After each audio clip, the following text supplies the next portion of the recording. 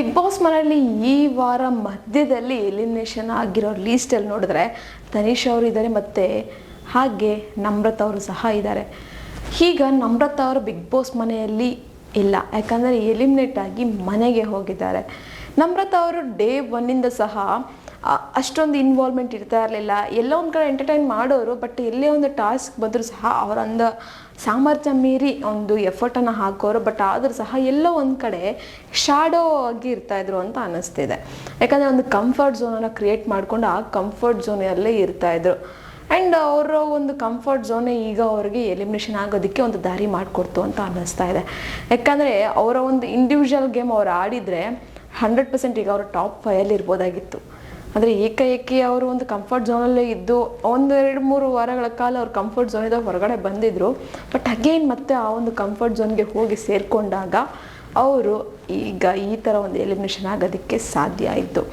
ಎಲ್ಲ ಕಂಟೆಸ್ಟೆಂಟ್ಸು ಸಹ ಹೇಳ್ತಾ ಇದ್ರು ಅವ್ರಿಗಲ್ಲಿ ಇರೋದಕ್ಕೆ ಯಾವುದೇ ಅರ್ಹತೆ ಇಲ್ಲ. ಯಾಕಂದರೆ ಒಬ್ಬರು ಇಲ್ಲಿವರೆಗೂ ಸಹ ಸೇಫ್ ಹಾಕ್ಕೊಂಡು ಎಲ್ಲೂ ಸಹ ನಾಮಿನೇಟ್ ಆಗ್ತಾ ಇರಲಿಲ್ಲ. ಮತ್ತು ಕಳಪೆ ಇದುವರೆಗೂ ಹೋಗದೇ ಇರೋಂತಹ ಹುಡುಗಿ ನಮ್ರತಾ ಅಂತಲೇ ಹೇಳ್ಬೋದು. ಯಾಕಂದರೆ ಡೇ ಒನ್ನಿಂದ ಇದುವರೆಗೂ ಸಹ ಎಲ್ಲೂ ಸಹ ಕಳಪೆ ಅಂತ ತಗೊಂಡಿಲ್ಲ. ಇವನ್ ಅಲ್ಲಿ ಕಳಪೆ ಆಗಿ ಜೈಲಿಗೆ ಅಂತೂ ಹೋಗಿ ಬಂದಿಲ್ಲ. ಸೊ ಈ ಥರ ಒಂದು ಸೇಫಾಗಿ ಆಡ್ಕೊಂಬಂದಂತಹ ಹುಡುಗಿ ನಮ್ರತಾ ಅಂತಲೇ ಹೇಳ್ಬೋದು. ಬಟ್ ಏನೇ ಆಗಿರಲಿ, ಮೇ ಬಿ ನಮ್ರತಾ ಅವರು ಈಗ ಲಾಸ್ಟ್ ಒಂದು 2-3 ವಾರಗಳ ಕಾಲ ಆಡ್ತಾ ಇದ್ರಲ್ವ. ಸೊ ಆ ಥರ ಡೇ ಒನ್ನಿಂದ ಆಡಿದರೆ 100% ಅವರು ಒಂದು ಫೈನಲ್ ಇರ್ಬೋದಾಗಿತ್ತು. ಫೈನಲ್ ಲಿಸ್ಟಲ್ಲಿ ಅವರು ಒಬ್ಬರು ಆಗಿರ್ತಾಯಿದ್ರು. ಬಟ್ ಅವರ ಒಂದು ಲಾಸ್ಟು ಒಂದು 2 ವೀಕ್ಸಿಂದ ಸಕ್ಕದಾಗಿ ಆಡ್ತಾಯಿದ್ರು. ಗುರು ಯಾವುದೇ ಒಂದು ಟಾಸ್ಕ್ ಕೊಟ್ಟರು ನಾನು ಆಡ್ತೀನಿ ಅಂತ ಹೋಗ್ತಾಯಿದ್ರು. ಇನಿಷಿಯೇಟಿವ್ ತೊಗೊಂಡು ಹೋಗ್ತಾಯಿದ್ರು. ಆ್ಯಂಡ್ ಅವರೇ ಮೊದಲನೇ ಕ್ಯಾಪ್ಟನ್ ಆಗಿದ್ದು ಹೆಣ್ಣು ಮಕ್ಕಳಲ್ಲಿ.